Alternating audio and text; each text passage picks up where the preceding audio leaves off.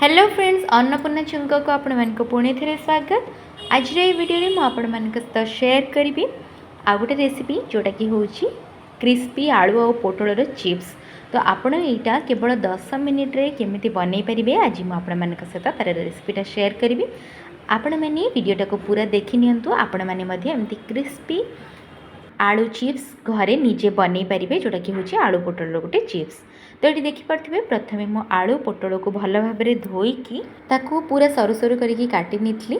तापर ये देखिपे से मो 5 टेबुल स्पून पूरा पकई कॉर्नफ्लोर, तापर हाफ टी स्पून हलदी गुंड, तापर नेक्स्ट ये मु यूज कर half tea spoon Lanka powder, तापर ये देखिपे मु पकई हाफ टी स्पून रु गोटे टी स्पून पाखापाखि नहीं मु करी पाउडर, तापर ये हूँ गोटे टी स्पून मुझे लुण।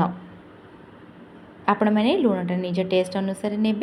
तापर ये देखिपे मुझे यूज कर चिली फ्लेक्स। आपण मैंने डायरेक्ट चाहिए कंचा लंका छेचिकी नहीं पारे। तो ये मुझे चिली फ्लेक्सटा यूज कर नेक्स्ट ये यूज कर राशि राशि गोटे स्पून नहीं। तापर लास्ट पकई दी भृषंग पत्र।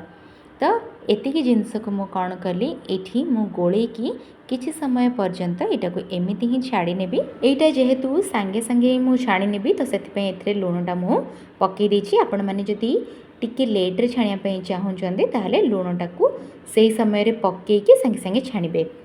तापर ये देखिपे मु गोटे कड़ाई रे नेछि तेल। तेल ये मु 200 ग्राम पाखापाखि नेछि। तापर ये देखिपे यहाँ को तो मु गोले की साइड करके रखी नहीं। यहाँ बहुत इजी रेसिपी आ इंस्टांट मध्य आपण माने सांगे सांगे बनैकी दे पारिबे। सेटा इवनिंग स्नैक रे हो किंबा खरा बेला खाइबारे। तापर ये देखिपे ये मु तेल जितेबाला गरम हो गला एगुड़ी को मु अल्प मात्रा रे एमती पकई नेली तेल रे। तापर यहीटा को मु पूरा लाइट ब्राउन हैला पर्यंत छाणीबी जोटा कि खाइबा पाई मध्य पूरा क्रिस्पी लागिबो आउ टेस्टी मध्य लागिबो। तो आपण माने मध्य घरे एमिति निहाती बनांदो। एटी देखि परथिबे गोटे साइड हेई आसला ब्राउन कलर टिके।